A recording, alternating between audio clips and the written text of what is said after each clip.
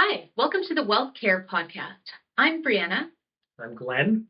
and we're a father-daughter team. Glen was the founder of our team, the Evans Family Wealth Group here at Wellington Altus, and we're just here to tell you a little bit more about us, what we do, how you might recognize us, and what makes us different. So, Glen, why don't you start? What brought you into this business? Well, this is actually my second career. So I was trained as an architect and I practiced architecture. And alongside, I was managing my wife and my own investments as we were trying to save for a house. This is back in the mid 90s. And what became clear was that an interest I had in investing was turning into a passion. And we took an approach early on where we were actively managing investments, our own investments. And that just really began to develop a passion for me in terms of how we could build systems or a systematic approach to investing. And lo and behold, about 27 years ago, I made the career change and moved. You were, I think at that time, you were just about a year old or 1.5 years old. Mm-hmm. And we made the career change at that point. And it's been a fantastic move. We've just met so many wonderful clients, and we've grown both the practice and our abilities as managers along the way. So that's kind of my origin story. What about you? Well, I came into the business, as you can imagine, I am your daughter. So I came into the business working one summer in school. Dad needed an assistant, and so I filled the role. I ended up finding out that I really liked this, actually a lot more than even my degree. So my degree is in neuroscience, completely unrelated to the world of finance. But that one summer was all it took for me to realize that this business that is relationship oriented and frankly has a lot of behavioral finance mixed in really was the way I wanted to take my career. So I graduated in 2018, and once again, you needed a new assistant, and so I took over. I've been here now for going on 7 years, and I love it. So much so that I've actually taken the time to work through my CFA. So I now have passed all 3 levels of that course, and I'm just working now on those hours to complete my charter. So I'm not there yet, but I'm getting close. And together we're a team that works really hard to make sure that our clients know that we can help give them peace of mind in their finances. So that's really how I came into the business and kind of our main focus. That's right. That's right. We focused the practice on families, and really our approach is a family-oriented approach. So it's really, we have a strong conviction that nobody cares like family cares.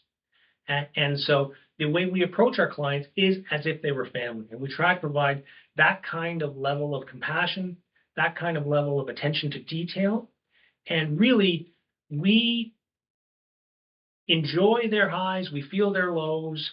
And, over 27 years, you get to know both the original family, but you also get to know their kids. And we have, in some cases, we have 3 generations of clients that we work with. So it's just been a really rewarding career from that perspective. And really the change here in moving to Wellington Altus just in the last year has been about how can we make that even better for clients. And so we're just very excited about the future and about the opportunity set in front of us. You bet. It's been a really great first year here at Wellington, and we're really looking forward to continuing to grow our business and serve our clients well and provide the top of the line care to our clients, both in wealth management, but also things like financial planning and estate planning. Even insurance, we're able to provide your license and life insurance. So between all of those different areas of finance, we're able to incorporate them all into a holistic approach that really is centered around serving that family and all of the generations of that family well. That's it. That's exactly right. I couldn't have put it better. And it takes all of those parts, right? I mean, if I come back to the architecture metaphor, there has to be a proper foundation. The superstructure has to be erected, and you have to have all of the sequence of those events planned out in advance.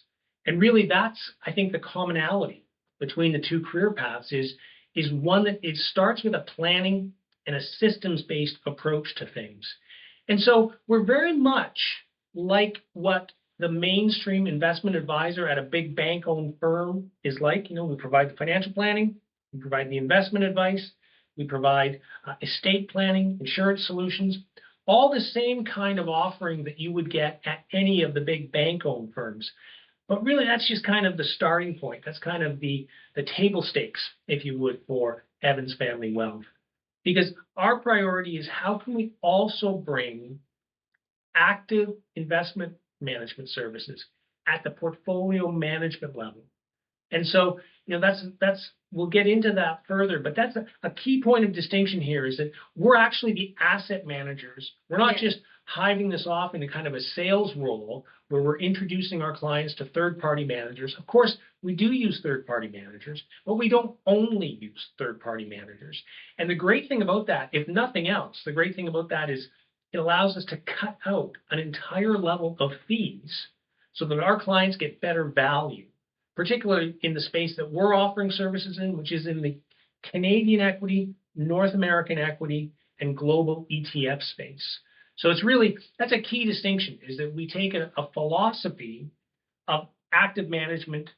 And why don't you tell a little bit more about how that dovetails with your own history and your schooling? Yeah. So I'll backtrack first, because the other distinction there is that because we're at an independent firm like Wellington Altus, we aren't limited to only bank-owned products. So we actually have access to a wider range of investment products that we can offer our clients, which is a pretty big deal.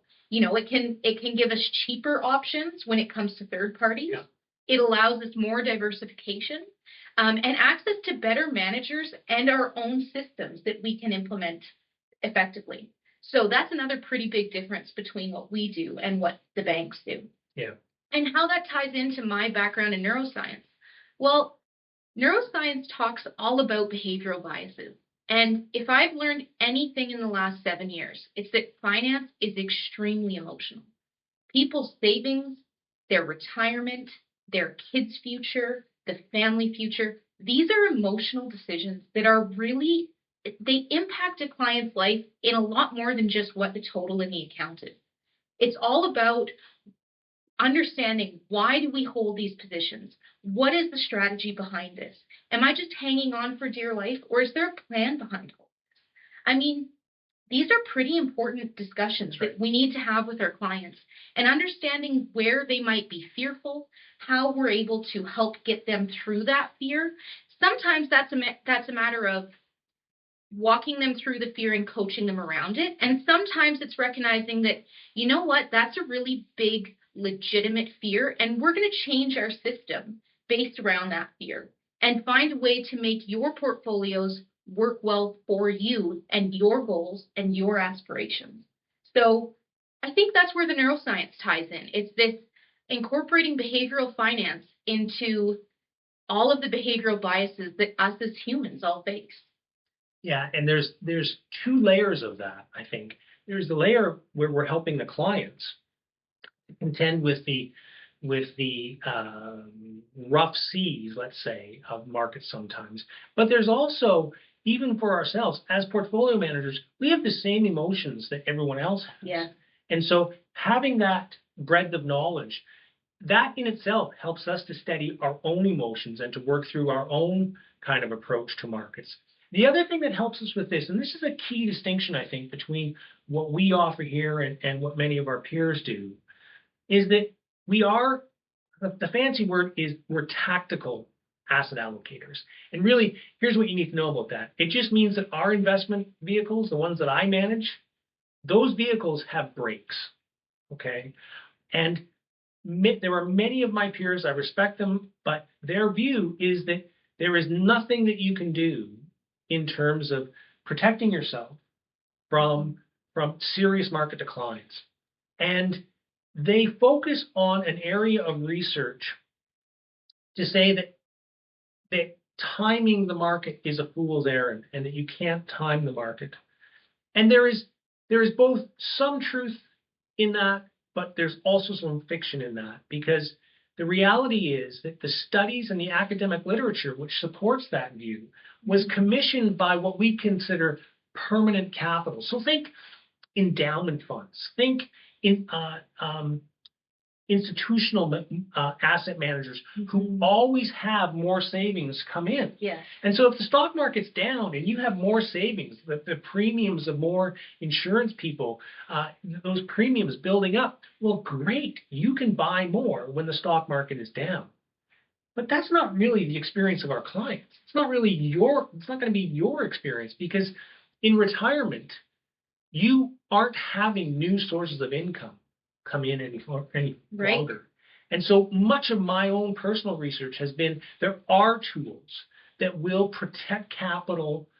The academic pedigree of these is very well established, and we built additional tools, kind of tacking on to my architectural background. We planned out how we can manage the downside risk of these things, because what our clients count on us to try to lean in to the markets, apply the brakes as needed, so that we don't ever have a catastrophic loss kind of scenario, which is so critical. You'll know this from your CFA studies. You cannot blow up 3 years in advance of retirement and 3 years into retirement. That window of time, it's absolutely critical that we manage our clients through that. Yeah. And so by being able to do that, by taking that tactical approach, our clients have more confidence that if and when the you-know-what hits the fan, that Glen and Briana are going to be on top of it. We're going to make the changes that we need so that we come through the other side of that. And I think that's a really key philosophical distinction between how we approach markets and how many would approach markets. What else am I missing there? Well, I completely agree. And I think what's important there is the recognition that, yes, we are trying to grow your capital. That is an important part of what we do. But we're also trying to preserve it. Yes. And we recognize that as humans, we don't have indefinite lifetimes. There are certain life events, whether that's having kids, whether that's putting kids through university, buying a home, retirement. These are things that put a timeline on how we're able to invest your capital. And at each one of these milestones, it's very possible that our strategy might need to change to adjust to you. And so that is something that is very, very different working with families than it would be working with institutions. And we take that into consideration with our clients. We absolutely do. And it's one of the ways that we try to help clients have more confidence in how they are looking at the future, recognizing that there's so many things that we don't have control over. And so what we do is we rely on the systems that we built, so that when events begin to spiral, when bad news is in your news feed, that we already have an approach that will have us moving capital into more safe waters, more calm waters as necessary. It's not so much about pretending that we can time the market and get out at a higher price and get back in at a lower price. It's making sure that we preserve your capital so that on the other side of that, we are still in a position to meet your financial goals. And so, it comes back to this: the priority is capital preservation and then capital growth. Yeah. And I think that we have to keep that sequence in our minds as we go through the life stages of the investment process. So that's going to be different for our younger clients than it is for our older clients, which is why every portfolio that we work with is unique, right? We have similar building blocks. We have similar kind of materials, if thinking as an architect, a similar palette of materials. But the way we put it together for each client is going to be a little bit different. Exactly. Yeah. And then if we go back to a few minutes ago, we were talking about the behavioral biases and the emotion that's involved in investment decisions. Glen, you admitted that this is something we're not immune to either. That's right. As the asset managers and portfolio managers, we're not immune to this. This is something that when the emotions get high, for us too, it can be harder to make decisions. And so because of that, and because of your background in architecture, you have built systems that help us know when to make decisions without having to be impacted by the emotions. So instead of relying on our gut feeling for when we should buy or sell. We actually have an indicator that tells us, yeah, this is actually a good time, or no, it's not. And beyond that, it actually will tell us things like these are the top stocks to be looking at, or these are the top sectors to be looking at. It helps narrow the extremely wide universe of investment products down to really what we think are the best of the best. So it's a systematic approach that helps minimize our room for error, frankly, when it comes to the biases that we face too. One of the things, I'll just jump on that, because one of the things that I became very clear about very early on in my career was that you are going to be dependent on the ability of your systems, not your emotions, to get you in and out of markets as times require. And so there's a saying that you fall to the level of your systems, right? And so our systems, we spent a great deal of time. I remember when I was saving for my down payment for a house, before I even came into this industry, I was actually manually charting the prices, the closing prices of mutual funds, of no-load mutual funds. How times have changed. How times have changed. So after that, we actually got a computer. We had I think it was a 486 computer. Some people will remember those. And that brought us about to a kind of a technical approach to trading. Right. So again, it was rules based. And what you're going to find if you do the academic review is that the best managers on earth are systematic managers rather than discretionary managers. And that just means that they have tools that are built to take the emotions out and to take the decision making, to reduce that to an algorithmic kind of output. So what started as me manually plotting charts has evolved into us writing a lot of code. So we now have over 40,000, I can't believe this, we have over 40,000 lines of computer code. We download every night the closing prices for all the Toronto-based stocks, for the S&P 500, for the NASDAQ, for the S&P 100, for a whole gamut of stocks. And then every night, overnight, we compute machine learning-based models for all of those securities.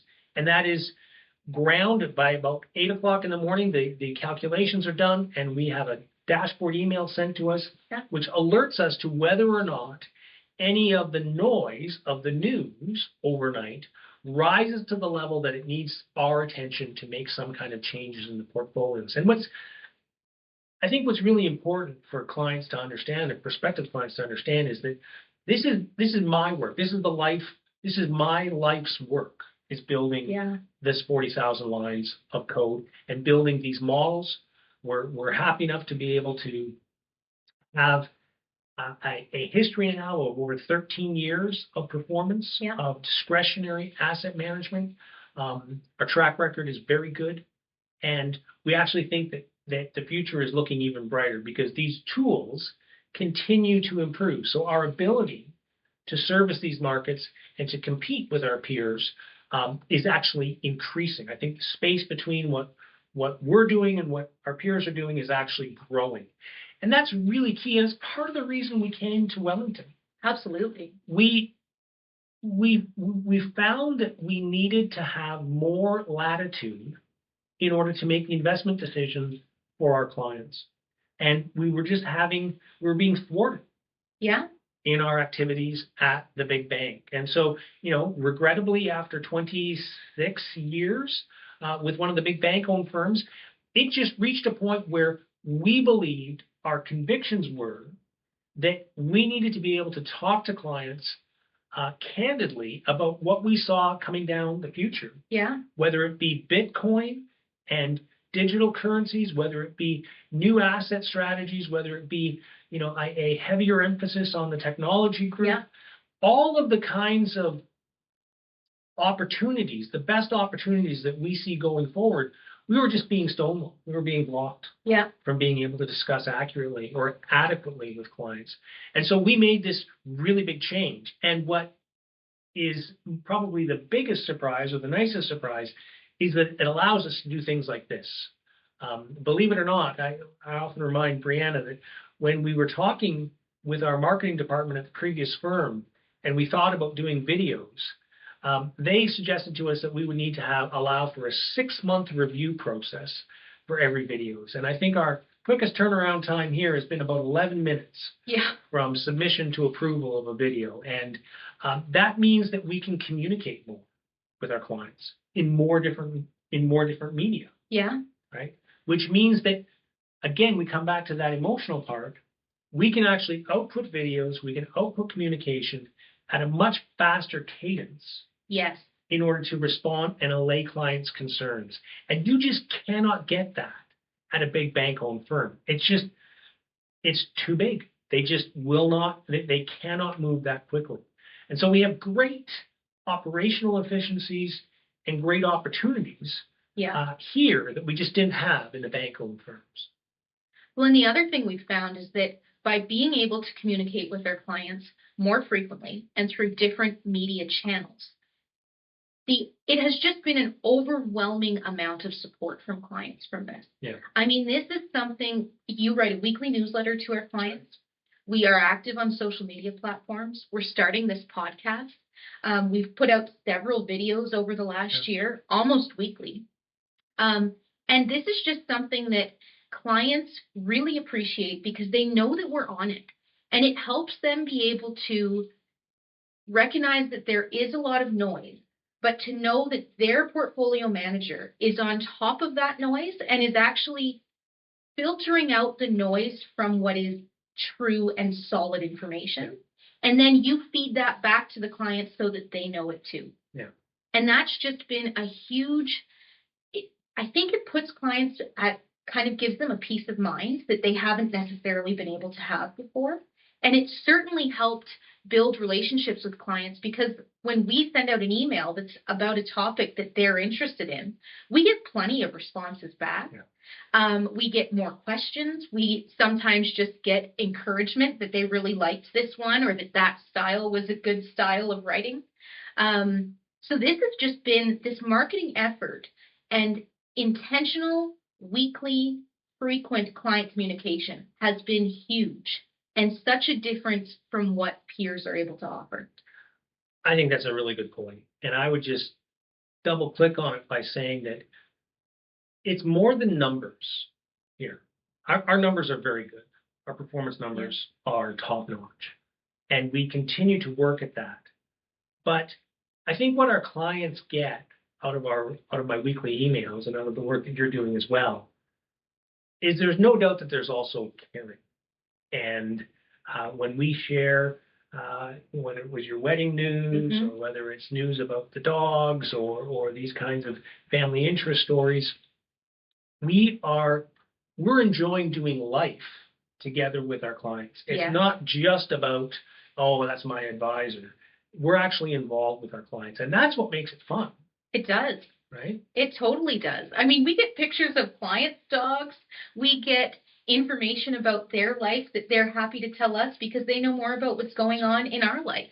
It really comes back to our family serving your family. Nobody cares like family. And certainly we have that with each other, and we now have it with our clients too. That's exactly right. Exactly right. And that's maybe a good point to close here today. I think so. I think we've covered a lot of ground. This is just episode number 1. We will get into, in future episodes, we'll get into specific topics much deeper. But really this week, we just wanted to introduce ourselves more to you, tell you a little bit about the backstory here, and just to try to communicate how excited we are about the opportunity in front of us. You know, in our next one, maybe we'll talk more about the short-term outlook and maybe even the medium-term outlook. Yep. But folks, we are living through a period in history which is analogous to the Industrial Revolution.